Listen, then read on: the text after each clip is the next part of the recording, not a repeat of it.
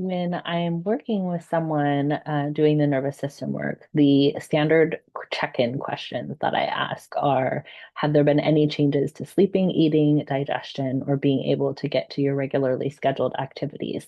And the reason why I ask these questions is because it tells us a lot about what the nervous system is dealing with.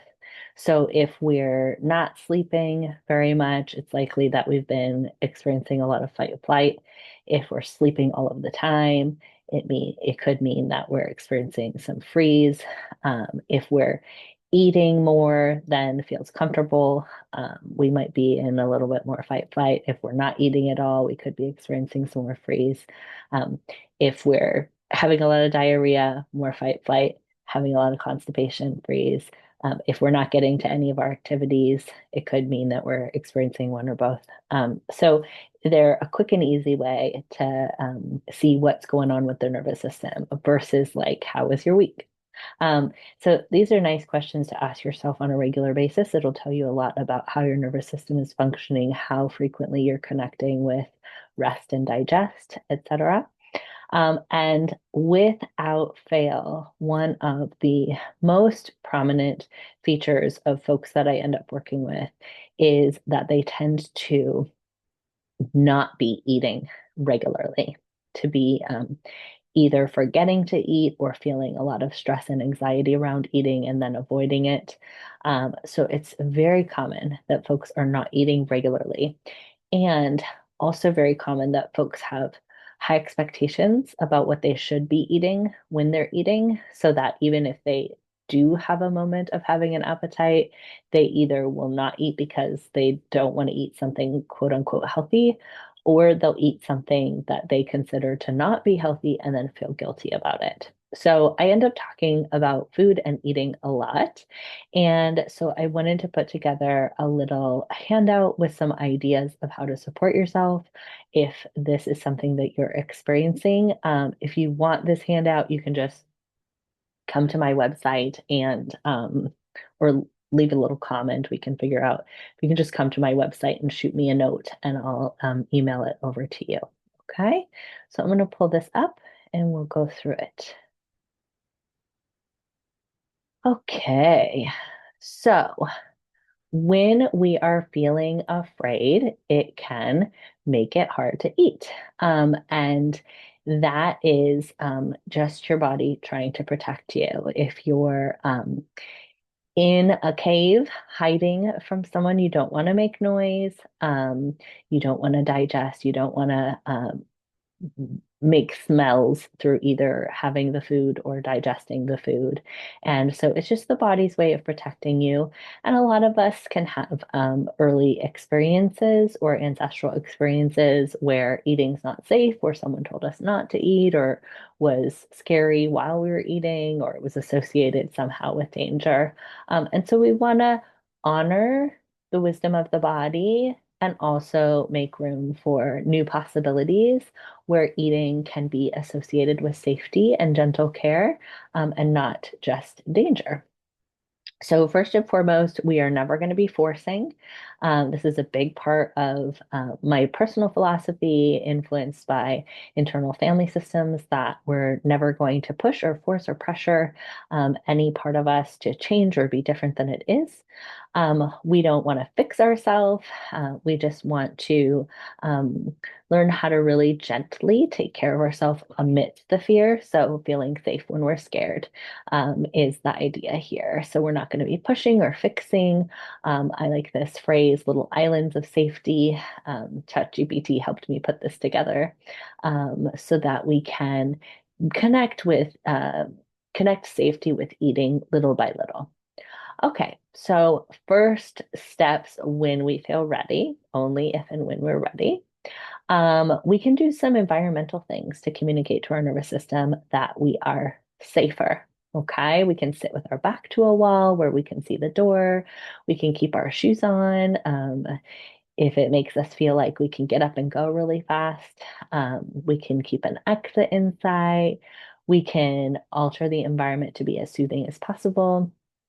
Gentle lighting, comforting scents, cozy clothes, stuffed animal, soft music if that feels good. We can either eat with a trusted person or a pet. I live alone half the time, so I like to put on videos of people eating on YouTube, calming music, a show that we enjoy, etc. And then we're just going to really start small. So asking yourself to eat a full meal with um, hard to digest food like vegetables or meat can be a lot to ask. So we're going to start with really the safest, easiest foods that your body can imagine. So that might be warm tea, a little broth, soft foods are really nice for the digestive system when we're in this place. Small little bites. This could be crackers, granola bars, smoothies, ice cream, puddings, um, macaroni and cheese, peanut butter and jelly, anything that feels comforting, easy, and just little tiny nibbles.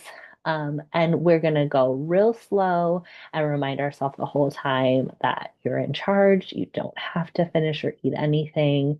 Offer yourself those reminders. I don't have to finish. I'm just exploring this food.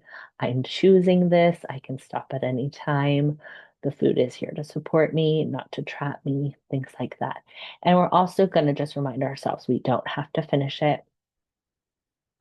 There can be a lot of learning that we or conditioning that we experience around finishing food. So we're not going to require ourselves to finish it. Before we take a first taste, we can connect in with our senses in a variety of ways. We could feel our feet on the floor. We could find the colors of the rainbow in the room. We could stop and take 3 breaths. We could listen for 3 sounds, anything like that.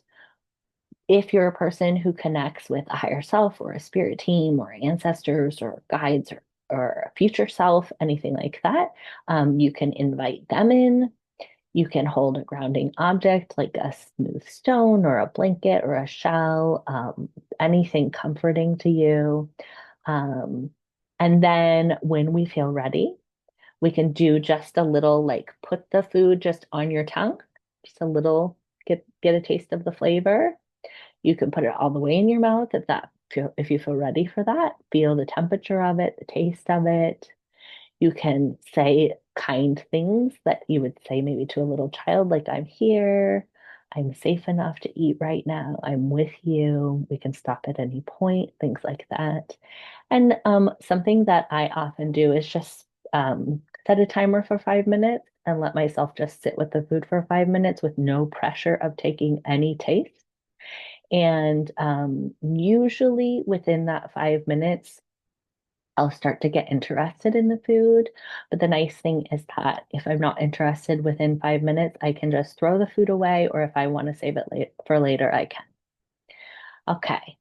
After you're done eating, we're going to go ahead and before we get up, we're just going to really thank ourselves and our parts for willingness to explore the food.